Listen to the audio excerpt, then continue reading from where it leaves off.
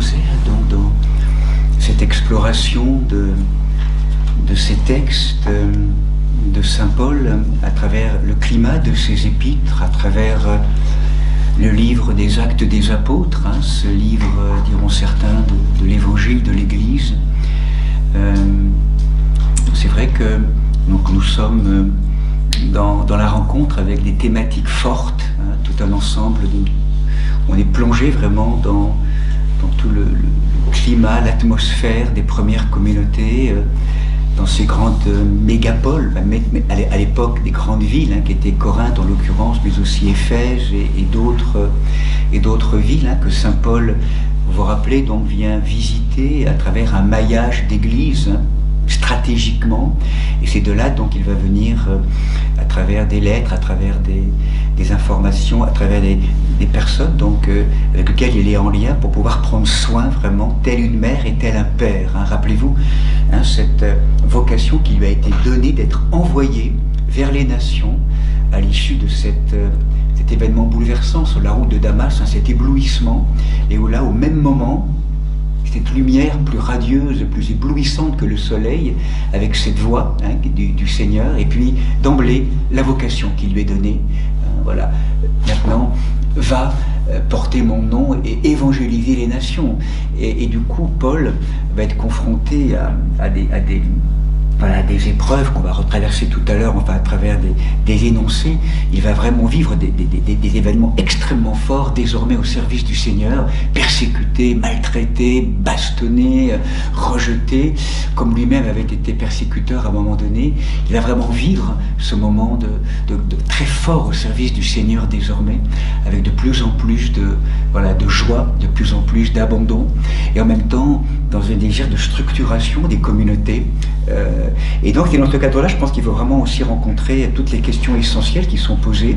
Première épître aux Corinthiens, essayant de résoudre tout un ensemble de questions, et peut-être d'aborder ces thématiques de ces textes. On propose d'aborder maintenant, si vous le voulez, qui a valu à l'apôtre des nations la sulfureuse réputation vraiment de misogynie invétérée, et du coup qui a peut-être parfois même, pas comment dire, qui a peut-être même pu, moi le premier, peut-être pas minimiser, mais en tout cas plutôt amoindrir la force de son témoignage, comme si, Paul c'est tellement incroyable, puis là il y a ces lieux-là où voilà, on a l'impression qu'on est un peu en difficulté. Donc je crois que j'ai beaucoup aimé la manière dont Daniel Marguerat l'a abordé en tant qu'historien et bibliste. Voilà, on se propose peut-être une première partie autour de ce thème-là, et nous plongerons après dans la deuxième épître beaucoup plus rapide, à travers une thématique à la fin de la deuxième épître, peut-être pour compléter notre parcours autour de ces lettres données à Corinthe. Et peut-être, si vous voulez, par rapport à ces textes que nous allons lire, donc on va les relire avec parfois des choses encore un peu difficiles, peut-être c'est de replacer le contexte. Important, moi j'avoue que ça m'a beaucoup édifié aussi, parce que Paul est un être, ne l'oublions jamais, un être profondément novateur. Il n'y a qu'à voir comment il a vraiment témoigné aussi auprès de ses ancêtres, auprès de ses frères, apôtres, Pierre et Jacques en particulier, à Jérusalem, qui eux se révèlent un peu comme les défenseurs finalement d'une autorité ou de la tradition de l'église juive, enfin en tout cas de l'église à Jérusalem.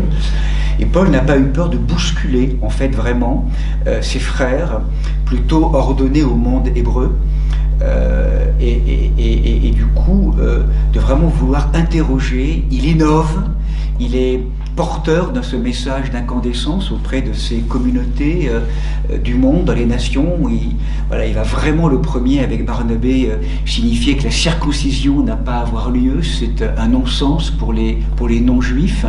Et il va également prôner de manière très forte, ça il faut le savoir aussi, donc vraiment, je dirais, une forme de, en tout cas dans la présence du Seigneur, sur indication de l'apôtre fondateur. Donc là, je fais référence à toute une approche là, de l'historien qui est Daniel Marguerat, moi qui m'a beaucoup éclairé. En fait, n'oublions jamais que de manière profonde, je dirais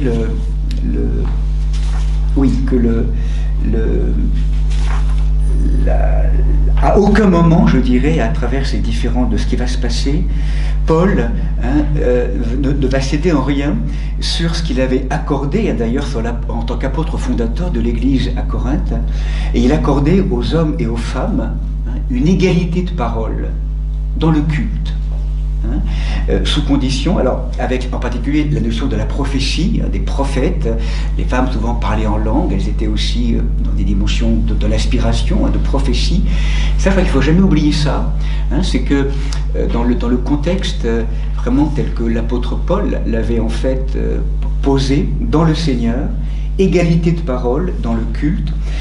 Par contre, il y avait une condition qui était simplement inhérente aux logiques de l'époque, c'est que les femmes devaient être voilées lorsqu'elles intervenaient. C'est en lien avec la condition de la femme méditerranéenne, je dirais. Aujourd'hui, la question du voile, on le sait aussi, est une question.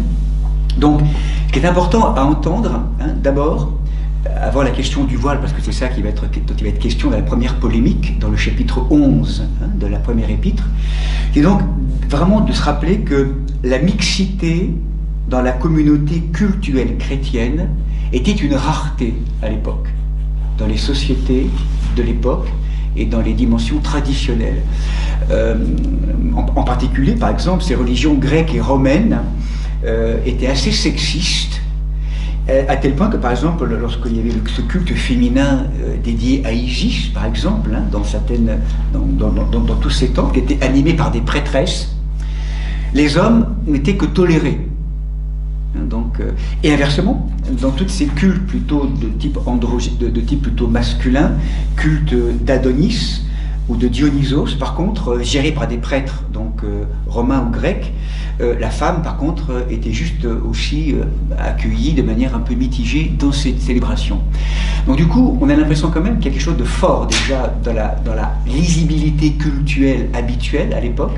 C'est quand même quelque chose d'assez séparé. Et c'est en ce sens-là où Paul, à Corinthe, des femmes qui sont chargées de rites communautaires, priant et prophétisant, et usant de droits et assumant des fonctions ouvertes par ailleurs aux hommes, étaient assez novateurs, et même novateurs. On retrouvait également cela, cette mixité cultuelle, dans le cadre je dirais, on pourrait dire, de certaines pratiques aussi émanant de l'Inde, donc avec voilà, je dirais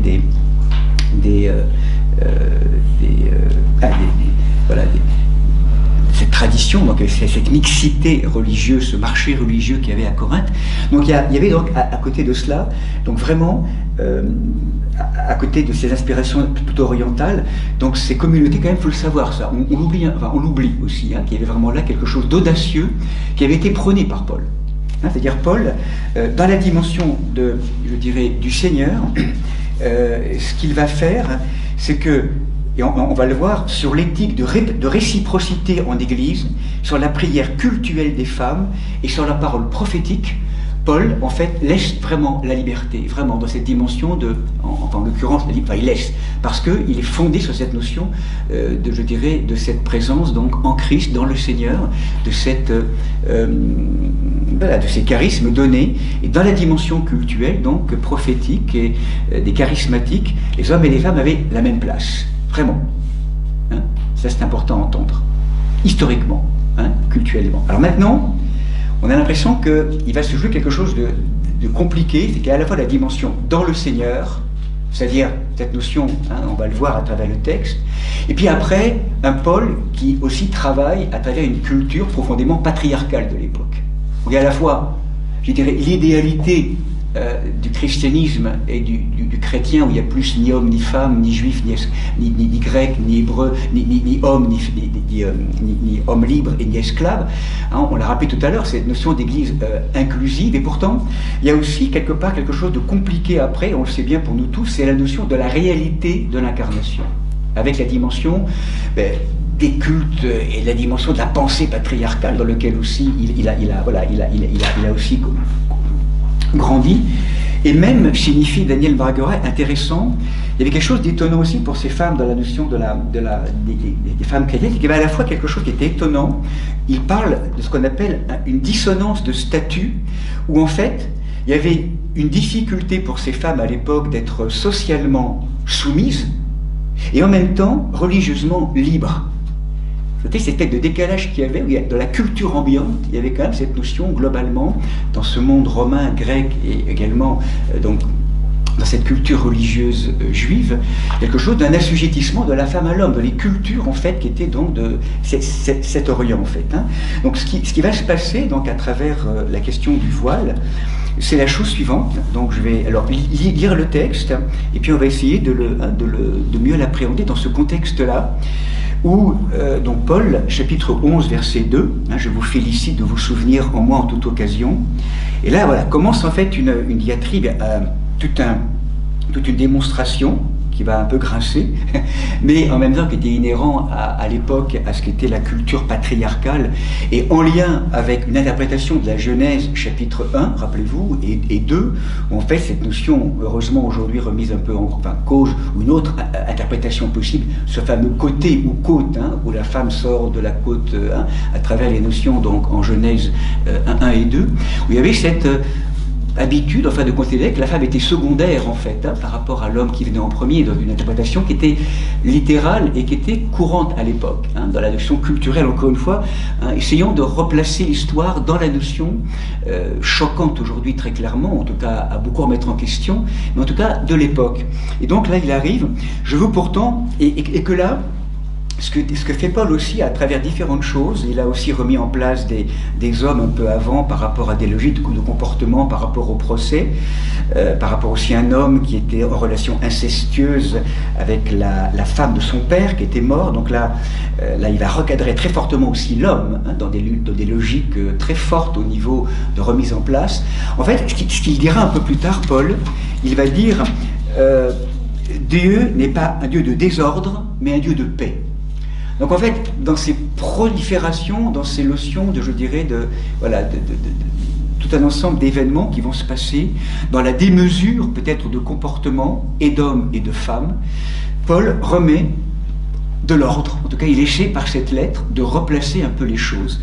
Donc là, il va dire, voilà, je veux pourtant que vous sachiez ceci, en lien avec cette tradition de Genèse 1 et 2, le chef de tout homme, c'est le Christ, le chef de la femme, c'est l'homme, le chef du Christ, c'est Dieu. Tout homme qui prie ou qui prophétise la tête couverte fait affront à son chef. Hein, donc l'homme qui prie ou qui prophétise la tête couverte fait affront à son chef. Mais toute femme qui prie ou qui prophétise tête nue fait affront à son chef. Car c'est exactement comme si elle était rasée. Et là, on est en train d'entendre finalement qu'une femme, on pourrait dire, une femme qui en fait ne porterait pas le voile dans le langage lisible de l'époque au niveau de l'extériorité, c'était comme si c'était une femme qui était un peu prostituée, je dirais, hein, dans le langage lisibilité extérieure, hein, de l'époque. Cette femme voilée, hein, donc telle que dans la culture telle qu'elle était. Hein. Et donc, toute je dirais, alors, on sent que Paul, en fait, à travers je dirais, ce chapitre 11, hein, on va le développer, argumente, et en même temps, on sent qu'à la fois, il prône, en tant que novateur, une forme de liberté en Christ, et en même temps, il est embarrassé, voire agacé, parce qu'il y a eu quelque part de la démesure qui fait qu'il est obligé de recadrer, peut-être que là où finalement, on le sent en surréaction et mal à l'aise par rapport à des arguments, hein, qui vont donc continuer. L'homme ne doit pas se voiler la tête, il est l'image et la gloire de Dieu, la femme est la gloire de l'homme, car ce n'est pas l'homme qui a été tiré de la femme, mais la femme de l'homme. Hein, donc vous voyez un peu toutes ces logiques qui sont inhérentes à l'interprétation de la Genèse. Et là arrive un argument étonnant. Voilà pourquoi la femme doit porter sur la tête la marque de sa dépendance à cause des anges. Donc là, il y a le mot exousia en grec qui apparaît, qui est très... Enfin, on ne sait pas vraiment ce qui se passe à travers ce verset qui reste très mystérieux, même en grec, hein, au niveau des traductions. En tout cas, la Paul rappelle simplement que la femme, bien sûr, peut prophétiser. On va le voir que ça va être compliqué après dans ce qui va se passer au chapitre 14, où là, il va en rajouter encore, on va le développer. Mais c'est pour dire que là, la femme peut parler, prophétiser, mais le voile et l'homme tête nue. Hein, dans les contingences de l'époque, donc était cette logique telle qu'elle était dans les pays méditerranéens à l'époque. Et en donnant, quelque part, on a la sensation, en tout cas, la notion très clairement d'une supériorité non discutée de l'homme par rapport à la femme dans l'histoire. Et on pourrait en rester là. Bon. Mais ce qui est intéressant, c'est que c'est le verset 11 qui suit après, dans le même paragraphe, où il est dit, pourtant, la femme est inséparable de l'homme et l'homme de la femme dans le Seigneur. Car si la femme a été tirée de l'homme, l'homme naît de la femme, et finalement tout vient de Dieu. Donc vous voyez, on a la sensation que Paul, il a un peu tiraillé dans son argumentaire, où à la fois, il a à remettre de l'ordre dans une logique d'incarnation extérieure, et où là où il s'appuie tout simplement sur les logiques de l'époque cultuelle et culturelle en s'appuyant sur des textes, et en même temps, dans cette liberté qu'il propose au cœur de ce Christ, il n'y a plus ni homme, ni femme, ni juif, ni grec, ni homme libre, ni esclave. Il lâche aussi ce moment où on respire un peu, je dirais, d'une forme de... Cette première surprise, c'est ça, c'est que là où Paul a pour l'instant pensé le rapport homme-femme dans les structures patriarcales de son temps, eh bien là, il rencontre, à travers de ça, eh bien, il va habiter, il va nous rappeler, je dirais, le principe de réciprocité homme-femme, et je dirais même d'altérité. La femme est inséparable de l'homme, et l'homme de la femme dans le Seigneur. Hein, car si la femme a été tirée de l'homme, l'homme est tiré ou né de la femme, et tout vient de Dieu. Donc là, la sensation qu'il y a quelque chose dans la présence du Christ, qui fait qu'en régime chrétien, on pourrait dire, l'asymétrie n'a plus cours, normalement. Hein, je ne sais pas si je suis clair, mais en tout cas, c'est important à rappeler parce que souvent on sort un peu les phrases des contextes, et pas pour minimiser, mais simplement pour dire qu'on sent qu'à la fois c'est un homme qui argumente à deux niveaux différents, la notion à la fois, enfin, dans deux registres différents. Hein, le registre spirituel, en Christ, où là effectivement cette double réciprocité, cette réciprocité et altérité est là, de complémentarité, et en même temps cette dimension de l'horizontalité, où là parfois ça tiraille en lien avec les structures patriarcales, les structures de société. Et on a l'impression que Paul, en demandant, alors justement, là la question c'est que les femmes, peut-être certaines femmes, en lien peut-être avec une forme de liberté, tout est possible et tout est libre, avaient en fait abandonné le voile lorsqu'elles prophétisaient. Et là du coup, peut-être sur la demande d'hommes, également peut-être de femmes, on ne sait pas, il y a un appel à rectifier et à demander aux femmes qu'elles reprennent leur voile, comme si Paul, et c'est intéressant aussi pour nous, comme si Paul peut-être travaillait aussi dans l'inconscient pour, à travers en tout cas ce thème du voile, à peut-être aussi, comment on pourrait dire ça, parce que c'était aussi les usages de l'époque, de travailler à la différenciation, à cette altérité, et que la femme, en se décoiffant ou en retirant le voile, devenant comme un homme finalement, au nom de la liberté, ne brigue pas une forme d'égalitarisme qui finalement ferait que, souhaitant être comme l'homme, on en perde, je dirais, la dimension particulière et différenciée. Hein, comme si, aujourd'hui, c'est beaucoup prôné aussi ça, même dans les questions très profondes, au cœur même de l'Église, ou même d'autres dimensions ministérielles ou vocationnelles, où il n'est pas question de nier l'égalité, je dirais, homme-femme, même si c'est encore beaucoup de travail à faire dans la légibilité, encore une fois. Et par contre, dans ces dimensions même ministérielles qu'on pourrait imaginer un jour au cœur de l'Église, ça a déjà d'ailleurs été fait peut-être par moments dans d'autres traditions, et dans d'autres familles religieuses aussi, c'est comment peut-être la femme n'aurait pas forcément à être comme l'homme dans sa dimension, mais trouver un ministère qui corresponde véritablement à la spécificité de la femme, une forme d'égalitarisme, non pas en termes d'égalitarisme, mais en termes de complémentarité, je dirais, hein, de la dimension vocationnelle. Donc on sent peut-être que Paul aussi travaille à garder cette différenciation sexuée entre hommes et femmes, et que ce soit lisible dans la dimension du culte, au départ chacun ayant, je dirais, apparemment, donc je me rappelle Daniel Marguerat, donc dans l'histoire de ces premières communautés, une place équivalente en tant que prophète et en tant que dans la parole, hein, donc qui était donnée à ce moment-là. Et là après, Paul va donc continuer son argumentaire un peu étonnant, là on sent qu'après cette trouée un peu d'altérité et de double réciprocité homme-femme, il revient sur le voile.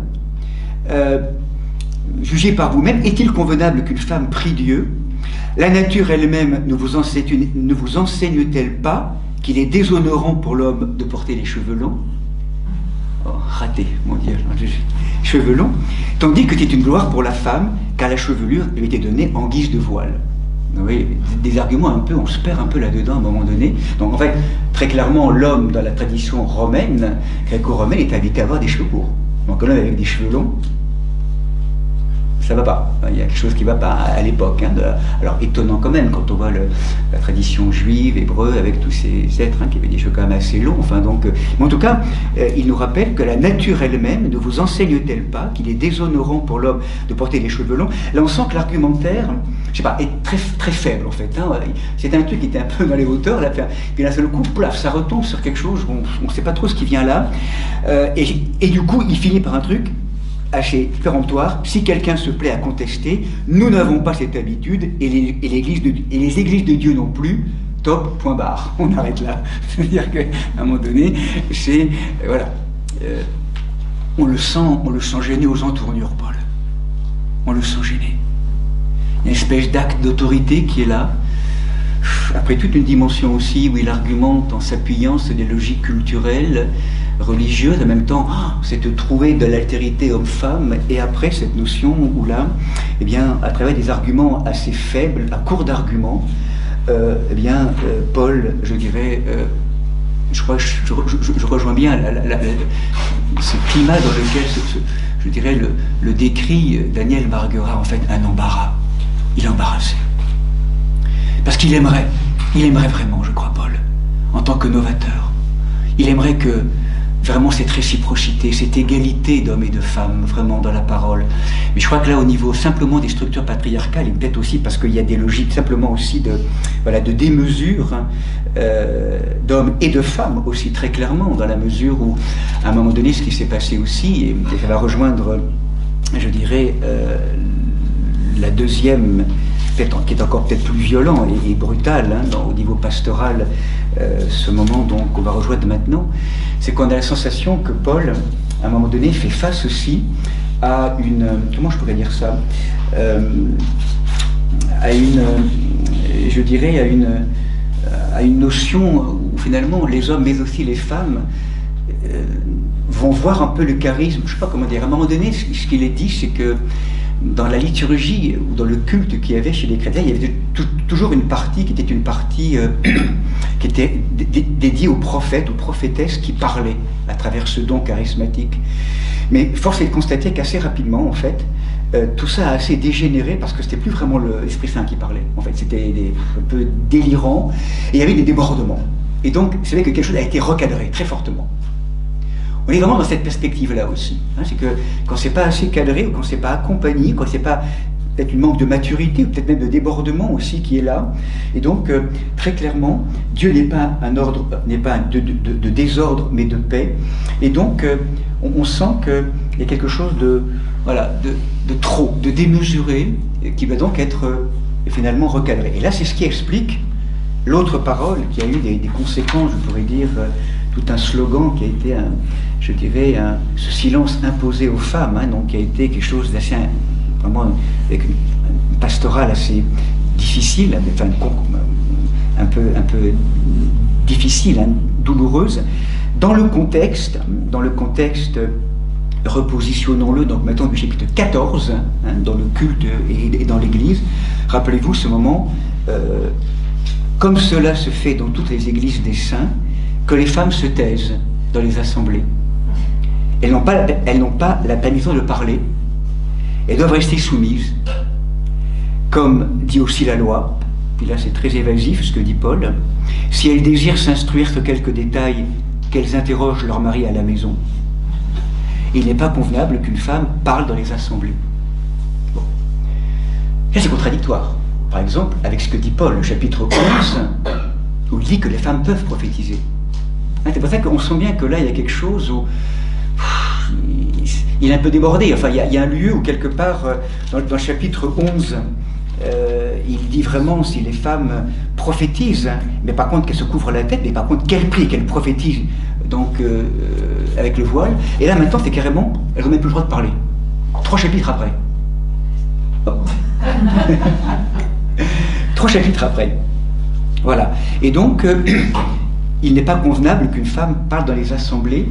Donc là, ce qu'on sent, hein, très clairement, donc, c'est que ce texte-là aussi est à remettre dans la perspective du chapitre 14, qui est en fait une remise en ordre dans le culte. Hein, et donc il faut aussi voir hein, ce qui précède ces injonctions très, très violentes, enfin je dirais très fortes à un moment donné, c'est que, en fait, parler en langue, bien interpréter, enseigner, tout doit se faire pour l'édification commune.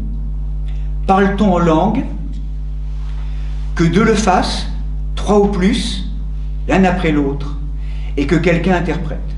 S'il n'y a pas d'interprète, que le frère se taise dans l'assemblée, qu'il se parle à lui-même et à Dieu. Donc, s'il y a un parler en langue, mais qu'on ne comprend rien, s'il n'y a pas d'interprète, qu'il se taise. Et là, c'est l'homme, hein, qu'il se taise.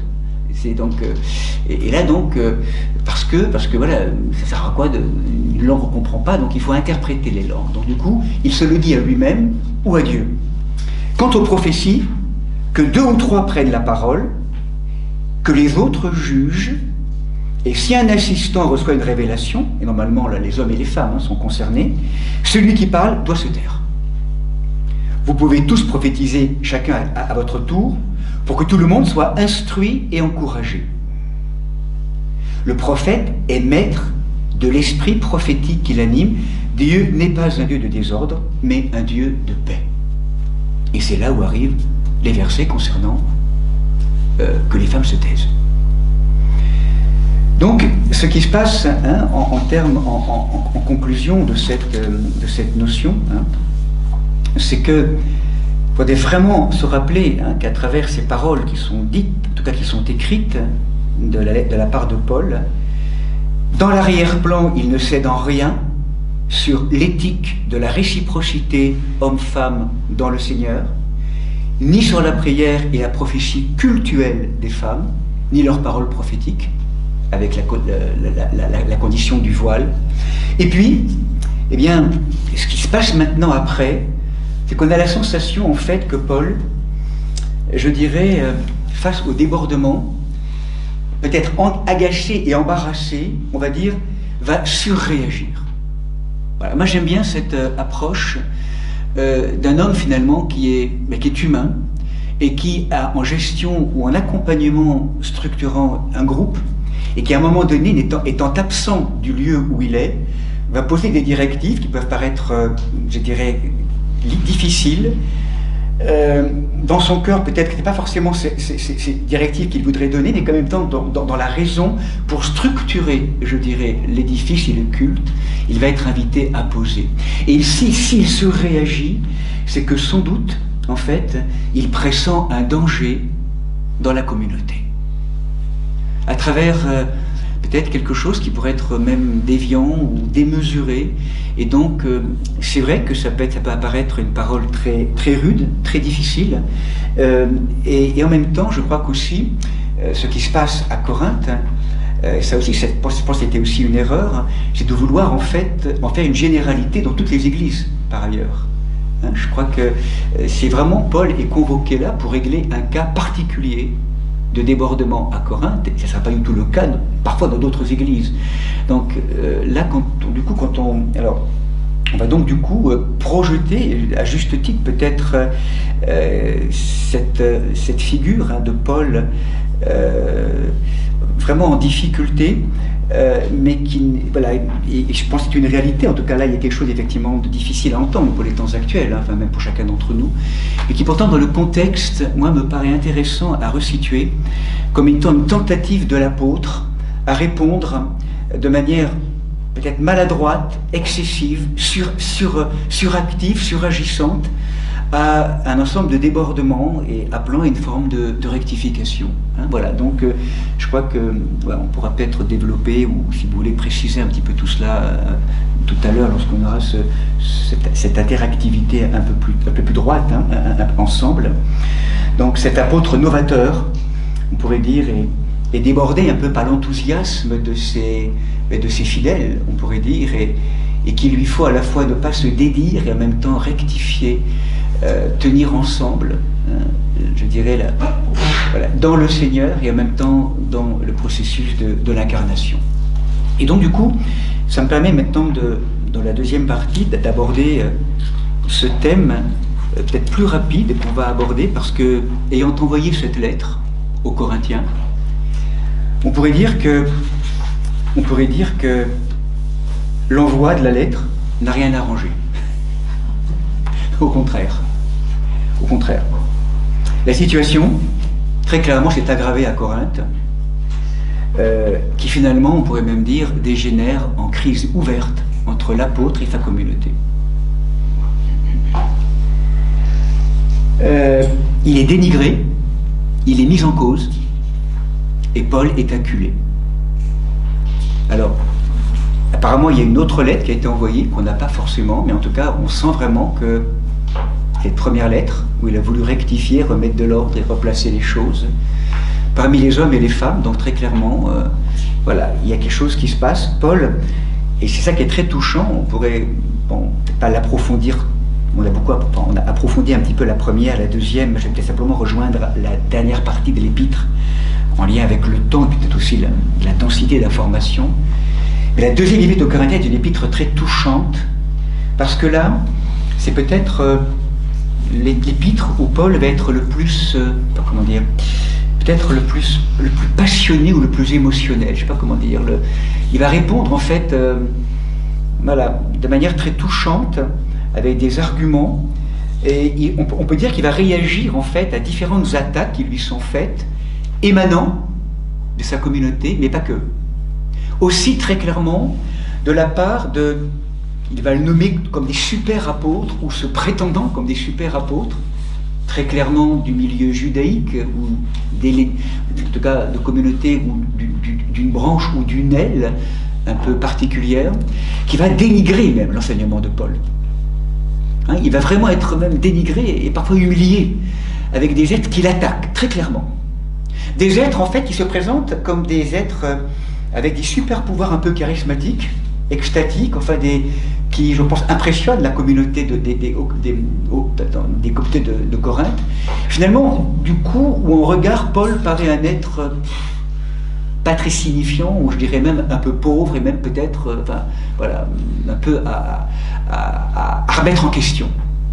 Donc une très forte contestation qui se place de l'intérieur, mais également avec d'autres prédicateurs qui viennent le rejoindre. On voit que c'est pas un chemin facile qu'il a eu vraiment, dans la logique de ces communautés. Alors, peu importe en fait après la notion, donc la crise s'aggrave. J'aimerais peut-être simplement rejoindre la dernière. Donc il y a 13 chapitres dans cette deuxième épître. Hein, donc Paul, apôtre du Dieu Jésus, hein, par la volonté de Dieu, le frère Timothée, donc là c'est avec Timothée qu'il écrit à l'église de Dieu qui est à Corinthe. Donc là, dans un premier temps, hein, il va partager les souffrances, les consolations. Il sent bien, hein, que la communauté n'a pas bien accueilli la lettre, avec de plus en plus de séparation, de division. Il n'a pas été compris, quelque chose, donc c'est un peu plus enténébré ou crispé dans la communauté à Corinthe. Il va pardonner aussi à un auteur qui a été apparemment offensant vis-à-vis de lui. Hein, donc je passe un petit peu sur les textes qui est là. Et puis, à un moment donné, dans le chapitre 2, arrive Tite, hein, son frère, qui vient en fait le soulager de voir à quel point les Corinthiens, en vérité, ont répondu à travers voilà, cette réconciiliation, et à quel point donc Paul reçoit ce retour de Tite, et où là, dans le chapitre 7, il écrit faites-nous une place dans vos cœurs, après avoir donc entendu, après avoir développé donc peut-être ou approfondi cette dissociation entre lui et sa communauté. Grande est ma confiance en vous, je suis tout rempli de consolation. En fait, depuis notre arrivée en Macédoine, nous n'avons pas connu de détente, toutes sortes de détresse, combat au dehors, crainte au dedans, mais Dieu qui console les uns nous a consolés par l'arrivée de Tite, non seulement par son arrivée, mais par le réconfort qu'il a reçu de vous. Il nous a fait part de votre vif désir, de vos larmes, de votre zèle pour moi, au point que j'en ai eu une joie plus vive encore. Oui, si je vous ai attristé par ma lettre, je ne le regrette pas, et si je l'ai regretté, cette lettre, je le constate, vous a attristé un moment, mais je me réjouis maintenant, car elle a provoqué du repentir, une transformation de votre humanité. Vous avez entendu vraiment ce que j'ai voulu vous signifier, et vous avez répondu par rapport à ce repentir. Et donc du coup, la tristesse vraiment du repentir ne laisse pas place au regret, donc c'est la joie, vous avez donc vous-même prouvé que vous étiez net dans cette affaire. Donc là se termine la première partie, assez positive. Après arrive le chapitre 8 et 9, qui est le rappel de l'insistance à Paul d'inviter les communautés qu'il a en Europe de participer, grâce à la collecte, à l'aide de ceux qui sont à Jérusalem. Paul était très interpellé et très vigilant à ce que toutes les églises s'aident les unes les autres, par des dons, par des collectes. C'est le dernier chapitre 16 dont j'ai pas abordé tout à l'heure dans les premières épîtres de Corinthiens, et va faire 2 chapitres, 9 et 10, 8 et 9 là, pour rappeler la solidarité, je dirais, entre communautés. Et Paul s'était engagé à Jérusalem, auprès de Jacques en particulier, puis de Pierre, d'aider la communauté première, Racine, à Jérusalem, que toutes les communautés qu'il allait fonder en Europe, ou en tout cas dans sa mission auprès des nations, aideraient régulièrement par des collectes l'église de Jérusalem. Donc dans cette solidarité matérielle. Et puis arrive un moment très fort également vous le savez, dans le témoignage de Paul, un des textes très beaux aussi dans l'Épître aux Corinthiens, qui est une des merveilles, ces 2 lettres en tout cas, où arrive ce moment où là, dans le chapitre 10, on a la sensation, même pour certains, que c'est même encore la partie d'une lettre qui aurait été écrite encore après. Comme si l'Épître aux Corinthiens était un patchwork de lettres. Parce que les conditions, quand on plonge dans le texte, du climat dans lequel ils sont écrits, fait rupture. On a la sensation qu'il y a des climats différents. Est-ce que cette deuxième épître n'a pas été la réunion de fragments de lettres qui ont été envoyés à Corinthe de manière différente, dans des conditions différentes? On sent que dès le chapitre 10, là, de manière beaucoup plus forte, et je dirais émotive, on pourrait dire, Paul, là, est clairement attaqué de manière personnelle. Et donc là arrive tout un ensemble une diatribe très forte. Donc c'est vraiment l'écrit les plus ardents de l'apôtre. Chapitres 10 et 13, l'un des plus passionnés. Et là donc, moi, Paul, en personne, chapitre 10, verset 1, je vous le demande, par la douceur et la bonté du Christ, moi si humble quand je suis parmi vous face à face, mais si hardi envers vous quand je suis loin, je vous en prie, que je n'ai pas une fois présent à user de cette hardiesse dont je compte faire preuve avec audace contre ces gens qui prétendent que notre conduite a des motifs simplement humains. Tout homme que nous sommes, nous ne combattons pas de façon purement humaine. Non, les armes de notre combat ne sont pas d'origine humaine, mais leur puissance vient de Dieu pour la destruction des forteresses. Paul est remis en question dans sa prédication, sur le fondement de sa prédication. On va approcher progressivement quels sont le climat ou les êtres qui pourraient Donc nous détruisons les raisonnements prétentieux et toute puissance hautaine qui se dresse contre la connaissance de Dieu. Paul va y aller vraiment parfois très fort. Nous faisons captive toute pensée pour l'amener à obéir au Christ. Regardez les choses en face. Et là, un peu plus loin, verset 9, « Je ne veux pas avoir l'air de vous effrayer par mes lettres. » Verset 10 du chapitre 10, « Car ces lettres, dit-on, ont du poids et de la force, mais une fois présent, il est faible et sa parole est nulle. » C'est ce qu'il a entendu dire de lui. Ses lettres ont du poids, de la force, mais une fois présent, il est faible et sa parole est nulle. Qu'il se rende bien compte, cet individu. Tels nous sommes en parole de loin, dans nos lettres, tels nous serons présents dans nos actes. Car nous n'avons pas l'audace de nous égaler ou de nous comparer à certains gens qui se recommandent d'eux-mêmes, en se prenant eux-mêmes comme unité de mesure, de comparaison, et ils perdent la tête. Bref, Paul, en fait, se trouve devant quelque chose de complexe, dans une double contrainte. Très clairement, la communauté a perdu confiance en lui, devant des manifestations assez fortes, charismatiques. Sa parole est remise en question. Quand il est présent, il est faible et sa parole est nulle. Donc, de deux choses l'une. Ou bien Paul refuse d'exhiber cette espèce de réponse charismatique qu'il pourrait avoir, et du coup, il demeure coupé de sa communauté, mais du coup, il privilégie ou il sauvegarde son évangile. Ou alors il accepte de se mesurer à ses rivaux. Il y a vraiment des rivaux qui le remettent en question. Et là, à ce moment-là, il aura peut-être regagné les Corinthiens, mais il aura peut-être sacrifié à la pureté de l'évangile, en se prostituant, en n'étant pas vraiment libre.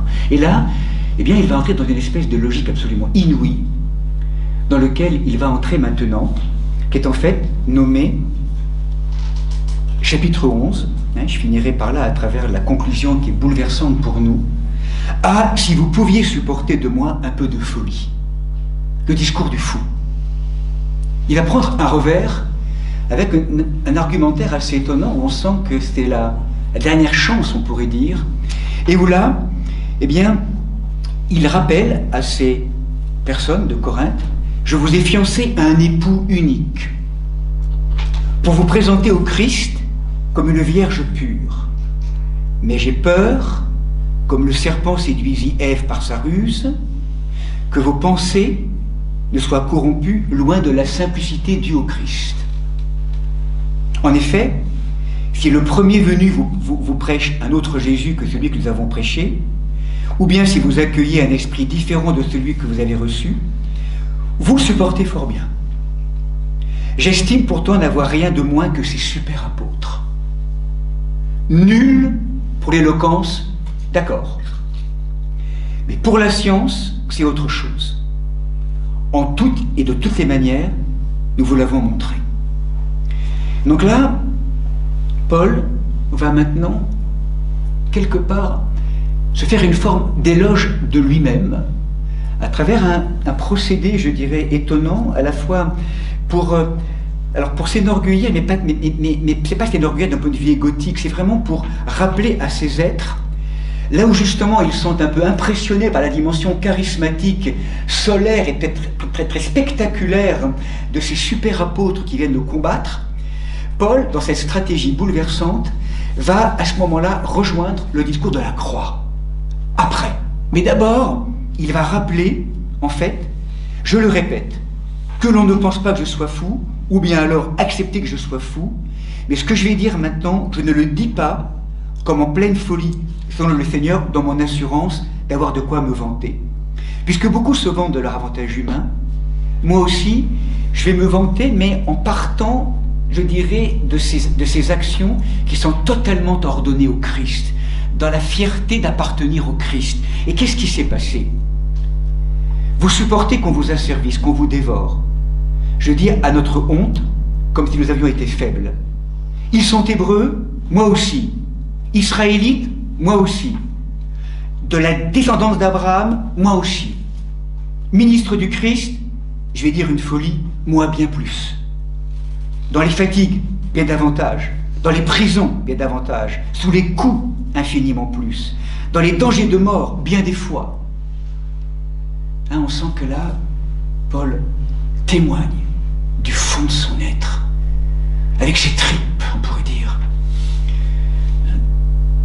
Pour démasquer la supercherie, ou peut-être cette illusion dans laquelle ses frères et sœurs de Corinthe pourraient être embarqués. Des Juifs, j'ai reçu 5 fois les 39 coups. 3 fois j'ai été flagellé, 1 fois lapidé, 3 fois j'ai fait naufrage. J'ai passé un jour et une nuit sur l'abîme, voyage à pied souvent, danger des fleuves, danger des brigands, danger de mes frères de race, danger des païens, danger dans les villes, dans le désert, danger sur mer, danger des faux frères. Fatigue et peine, veille souvent, faim et soif, jeûne souvent, froid et dénuement, sans compter tout le reste, ma préoccupation quotidienne, le souci de toutes les églises. Qui est faible, que je ne sois faible? Qui tombe, que cela ne me brûle? S'il faut s'enorgueillir, je mettrai mon orgueil dans ma faiblesse. Dieu le Père du Seigneur Jésus, qui est béni pour l'éternité, sait que je ne mens pas. À Damas, le roi Arétas faisait garder la ville pour m'arrêter, et par une fenêtre, on m'a fait descendre dans une corbeille le long de la muraille pour échapper à ses mains. Donc, d'abord, l'évocation de ce pourquoi Paul donne sa vie, dans sa faiblesse, là où peut-être on pourrait s'enorgueillir, on peut-être se faire avoir par des logiques ou des discours extérieurs, des situations. Paul rappelle du fond de ses tripes vraiment ce qu'il a vécu.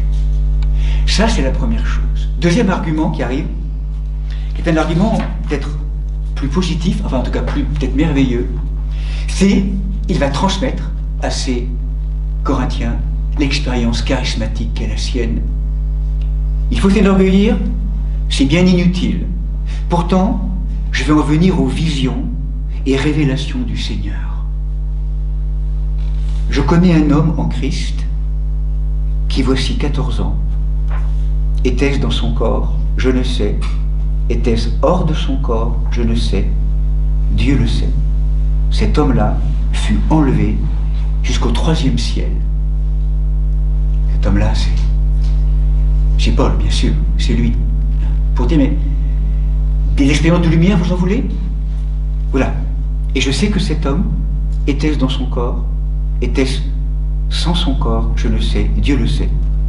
Cet homme fut enlevé jusqu'au paradis, et il entendit des paroles inexprimables qu'il n'est pas permis à l'homme de redire. Pour cet homme-là, je m'enorgueillerai. Je suis fier de cet homme-là. C'est au-delà de moi, c'est un don qui m'a été donné. Mais pour moi, je ne mettrai mon orgueil que dans mes faiblesses. Ah, si je voulais m'enorgueillir.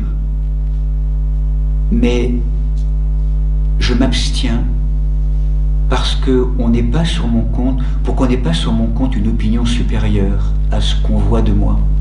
Et parce que ces révélations étaient extraordinaires, pour m'éviter tout orgueil, il a été mis en moi une écharde, dans ma chair. Un ange de Satan chargé de me frapper pour m'éviter tout orgueil. À ce sujet, par 3 fois, j'ai prié le Seigneur de l'écarter de moi. Mais il m'a déclaré, ma grâce te suffit, ma puissance donne toute sa mesure dans la faiblesse.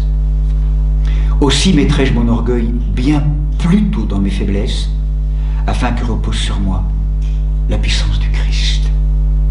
Donc, je me complais dans les faiblesses, les insultes, les contraintes, les persécutions et les angoisses pour le Christ, car lorsque je suis faible, c'est alors que je suis fort. Et là, Paul a une espèce de étonnant, après avoir vécu cette dimension charismatique, après avoir donc rappelé son trajet tellement fort de vécu, toutes ces années d'amour, Dieu le Père du Seigneur sait que je ne mens pas. Après l'expression et la révélation d'une expérience bouleversante au 3e ciel, au paradis qu'il a transmis, qu'il a vécu, eh bien Paul va rejoindre, comme au début de la première épître du Corinthiens, premier chapitre. Là, on est à la fin de la 2e épître du Corinthiens, et on est de nouveau replongé dans ce mystère de la croix. En fait, ce qui met à bas toutes les prétentions, ou pour Paul, les illusions finalement super, brillantes ou glorieuses de ces super apôtres qui voudraient dénigrer l'enseignement de Paul, c'est que justement, eh bien, Paul nous ramène à la croix. à sa propre croix, à cette écharde.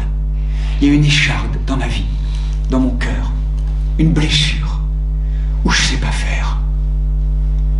Et le Seigneur, justement, pour m'éviter, ou pour, je dirais, pour m'éviter justement d'entrer dans une forme d'orgueil qui ne soit pas, je dirais, une forme de démesure, me ramène sans arrêt à cette écharde. Pour me rappeler que là, il y a bien un lieu où je ne fais pas où je ne pourrais pas faire le fanfaron. À chaque fois, c'est là où je ne sais pas faire, où je suis blessé. Beaucoup de choses ont été dites sur cette écharde. Alors littéralement, en fait, le mot qu'elle a en grec, c'est le mot skolops. Skolops. D'ailleurs, au passage, quand je le dis, ça va être le mot scolopendre. Je ne sais pas en grec ou en français. Le mot skolops. C'est aussi en grec le poteau de torture. Poteau de torture ou écharde. Cette écharde dans la chair. Alors, à un moment donné, on le reverra peut-être la semaine prochaine, c'est vrai que dans l'Épître aux Galates, Paul parle d'une maladie répugnante qu'il vit, en tout cas, et qui fait que les frères et sœurs de Galatie l'ont accueilli dans cet état-là. Donc, peut-être une maladie chronique, un mal chronique, on ne sait pas exactement. Donc il y a eu différentes hypothèses, l'épilepsie, la maladie oculaire, le paludisme, enfin bon, tout un ensemble de choses qui ont été... voilà, aucune, peu importe, en tout cas les Corinthiens savaient, eux, très clairement. Et donc, cet homme, on pourrait dire, qui a la cinquantaine, quand il écrit, là, à ce moment-là, fait donc l'aveu d'une souffrance indésirée, durable, et qui le ramène sans arrêt à cette faiblesse, à son impuissance. Et là, ce qu'il décrit, c'est que c'est pas dans la gloire de paroles magnifiques ou d'extase que Dieu me donne rendez-vous. Me donne rendez-vous là où je sais pas faire, là où je suis faible. Et c'est précieux pour nous. C'est précieux parce que c'est là où nous sommes le plus blessés, en fait. Que si nous laissons l'être de Dieu nous rejoindre, nous sommes forts de sa force à lui. Et que là, il y a vraiment un enseignement pour nous très fort. Cette expérience qui, je dirais, mystique, aurait pu le déconnecter dans cette dimension de paradisiaque. En fait, cette écharde le ramène sans arrêt à la réalité de l'incarnation. Et comment arriver à faire de nos blessures des danses? Comment faire de nos boiteries régulières des danses? Ce qui est intéressant, je trouve, à se rappeler, c'est que nous sommes des êtres blessés, tous. Nous sommes des êtres avec des échardes dans notre vie.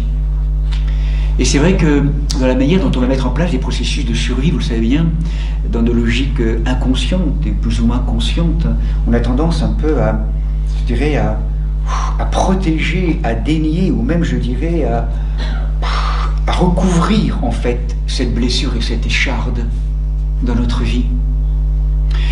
En croyant peut-être finalement que la relation avec le Seigneur doit être un peu glorieuse, spirituelle, et que surtout donner ce lieu-là au Seigneur, donner mon péché le plus intime, ou peut-être mon drame, enfin la honte, enfin cette pierre qui est là, mais comment, Seigneur, c'est possible? C'est ça que je veux de toi, fils ou fille. C'est pas que je sois forcément... Parce que là, quand c'est trop, j'ai plus de mal à t'atteindre, j'ai envie de dire, enfin je sais pas comment dire. C'est là où quand tu te sens trop fort, il n'y a pas la place, t'es barricadé en fait. Là où je peux te rejoindre, c'est quand tu te laisses vraiment reconnaître dans ta blessure. Donne-moi cette écharde.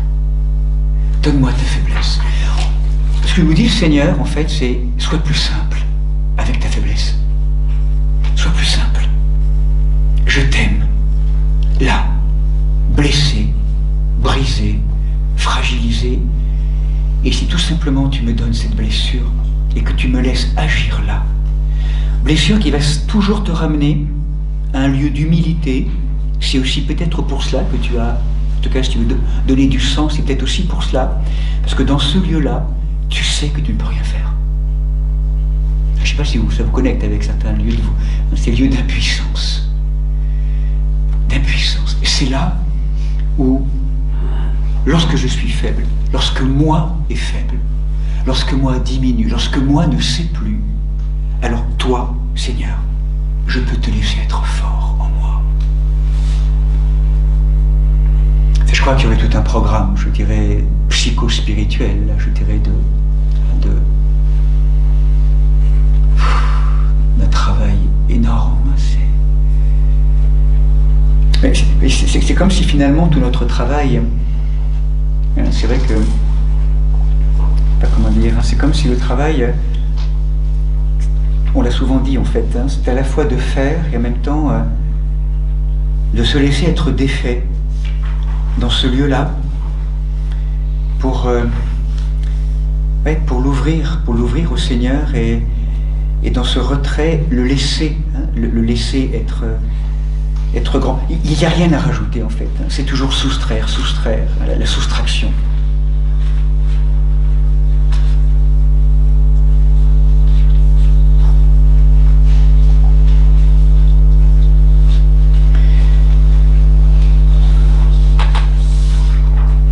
Il n'y a pas d'augmentation, mais il y a réellement apprendre à diminuer. Moi diminue pour que toi tu apparaisses. Voilà, c'est toute cette, il me semble, cette expérience très forte. En fait, Paul fait l'expérience quelque part de l'icône du crucifié. Il met en exergue véritablement l'icône du crucifié.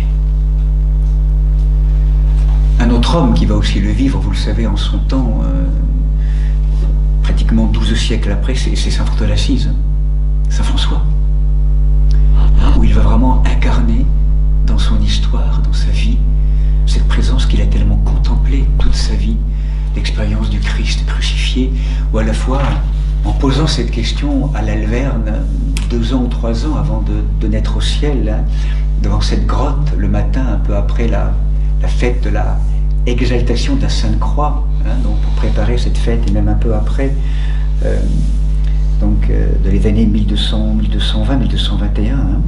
Et là, ses frères, comment il s'appelle, pas Mathéo, comment il s'appelle, qui est là, qui regarde ce qui se passe en fait.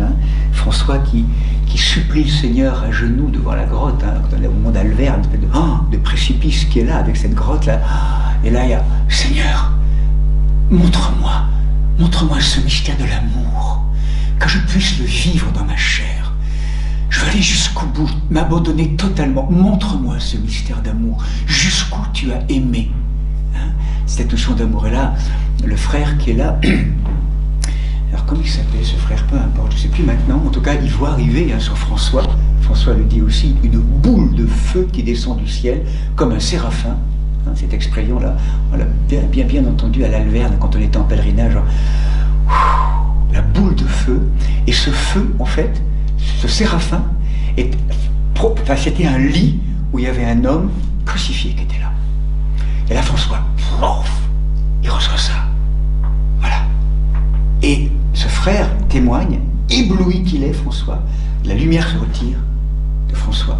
Et là, quand il se réveille, François, stigmatisé, blessé, un homme percé. Cet homme finalement qui est tellement incarné, qui a tellement voulu incarner cette folie d'amour. Et Saint François, dans sa chair, l'a vécu. Il va venir après prêcher, continuer, blessé, fatigué, pour témoigner de cet homme. Et là, ce que dit François à ce moment-là, c'est à la fois, c'est étonnant cette expérience. Je crois que c'est ce que peut toucher aussi quelque part Paul. C'est une expérience où il dit à ce moment-là, il témoigne, c'est à la fois une joie lorsque la boule de lumière arrive avec le séraphin. Une joie, indescriptible. Et arrive l'homme crucifié. Et en même temps, il y a la souffrance. Il y a la joie et la souffrance. La joie et la douleur ensemble. La blessure d'amour, et de là, cette blessure rayonne, cette joie. Cet homme crucifié, en même temps goûtant déjà les prémices de la résurrection. donc voilà, je crois que c'est vraiment cette dimension, je crois, pour nous très étonnante et qui fait qu'aujourd'hui, même encore aujourd'hui, le lien à la croix est complexe dans beaucoup de, encore même de nos inconscients. Hein, si nous savions là qu'il y a un rendez-vous d'amour tellement fort, hein, cette contemplation de la croix dans laquelle on va entrer vraiment maintenant dans le carême et puis la semaine sainte, vous le savez, hein, bon, il n'y a pas de mots à dire, je dirais tout ça, c'est des pauvres mots pour signifier l'amour.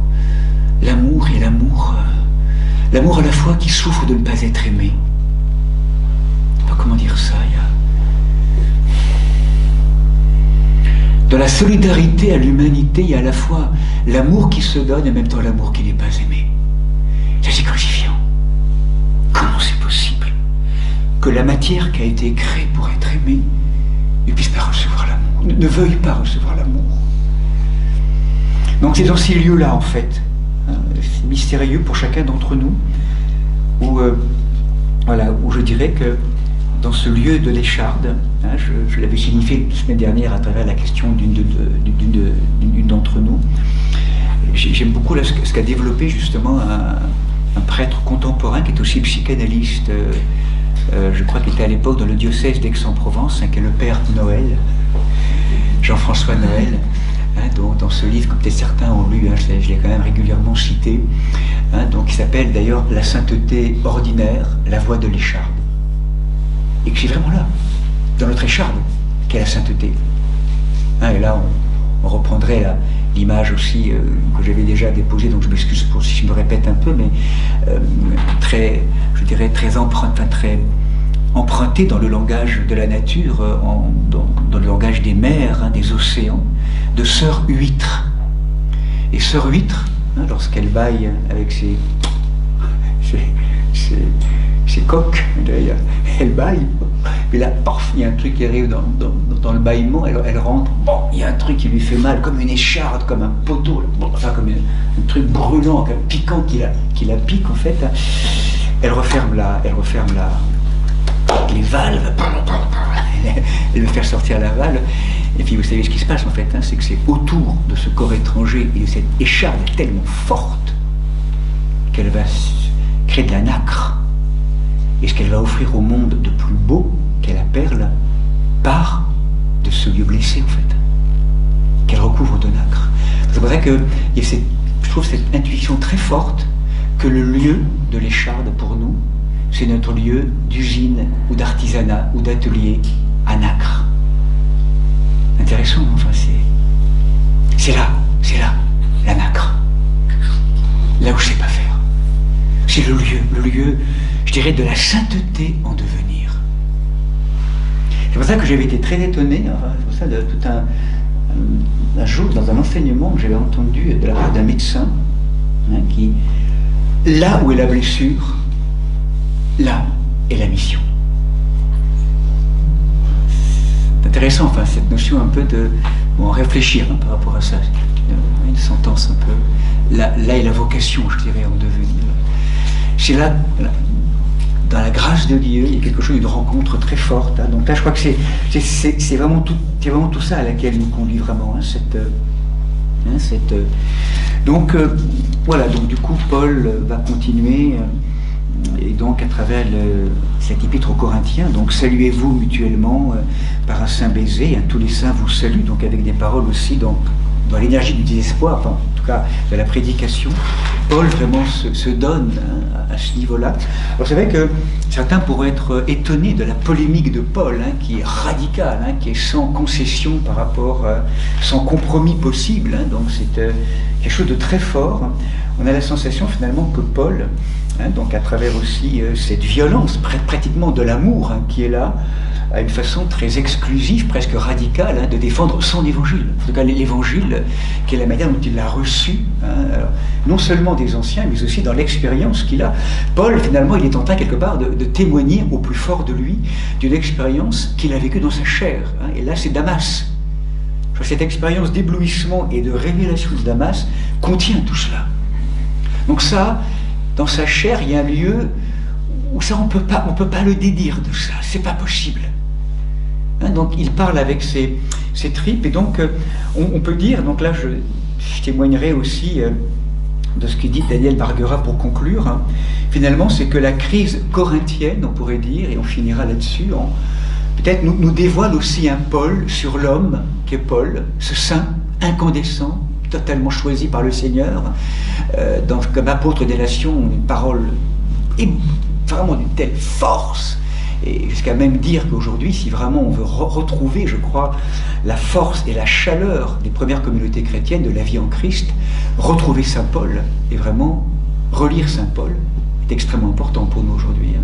Vraiment, parce que c'est un dynamiseur, c'est quelqu'un qui vient nous dynamiser, nous rappeler notre joie, notre fierté, hein, cette appartenance au Christ, hein, en tout cas d'être là en lien avec cette vocation bouleversante, hein, d'être là. Et en même temps, hein, on sent, donc je rejoins effectivement un petit peu aussi, elle révèle aussi un Paul très émotionnel, peut-être aussi vulnérable, et finalement très humain, et c'est bien aussi, en fin de compte. Hein. C'est là où je crois qu'il nous rejoint aussi que l'image du saint, vous savez, qui est un petit peu, comment dire, un peu parfait, mais en même temps un peu intouchable ou inaccessible, là il y a une dimension très humaine de Paul, hein, et en même temps émotionnelle, en tant que guerrier, et en même temps se défendant, hein, et en même temps en contradiction, polémique, touchant aussi parfois une espèce d'affectivité, hein, très forte qui est là.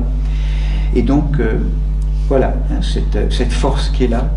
Et donc, voilà, à travers l'approfondissement de ces, bien incomplètes, hein, mais qui est déjà une première approche, hein, de ces lettres et de ces enseignements.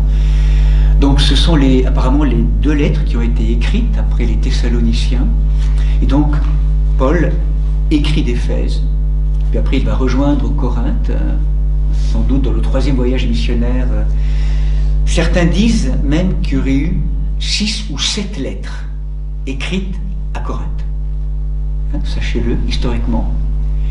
Parmi ces 6 ou 7 lettres, dans l'épître aux Éphésiens, il y en aurait 2 déjà qui auraient été rapprochées, et 2 ou 3 qui ont été perdues très clairement, dont Paul parle dans son épître. Donc on sent qu'il y avait vraiment quelque chose de fort, d'autant plus que vous vous rappelez que dans les Actes des Apôtres, lorsque Paul est à Corinthe, nous l'avons rappelé ce matin, qu'est-ce qu'il entend à Corinthe? Donc après, Paul entend à un moment donné, donc voilà, c'est le 18, « Sois sans crainte, ne te tais pas, je suis en effet avec toi, et personne ne mettra la main sur toi pour te maltraiter, car dans cette ville, un peuple nombreux m'est destiné. » Hein, ce matin, on l'a rappelé, c'est ce que le Seigneur, dans un rêve, dans une vision, avait dit à Paul quand il avait été à Corinthe, hein, dans les années 50-52. Les lettres datant de 54-55. Hein, donc, Paul étant à Éphèse. La semaine prochaine, je vous propose donc de continuer notre marche avec Paul, dans cet approfondissement encore de sa théologie, hein, donc peut-être des redites et d'autres choses qu'on abordera. Et là, on abordera normalement, donc si tout va bien, normalement l'épître aux Galates et aux Romains. Ce sont les 2 autres lettres qui ont été écrites lors du 3e voyage missionnaire. Pardon. Donc on continue notre chemin, si Dieu nous prête vie et la force. Donc on reprendra donc samedi prochain, on continuera notre chemin avec Paul. Voilà, je vous propose peut-être simplement quelques minutes, peut-être voilà, de laisser décanter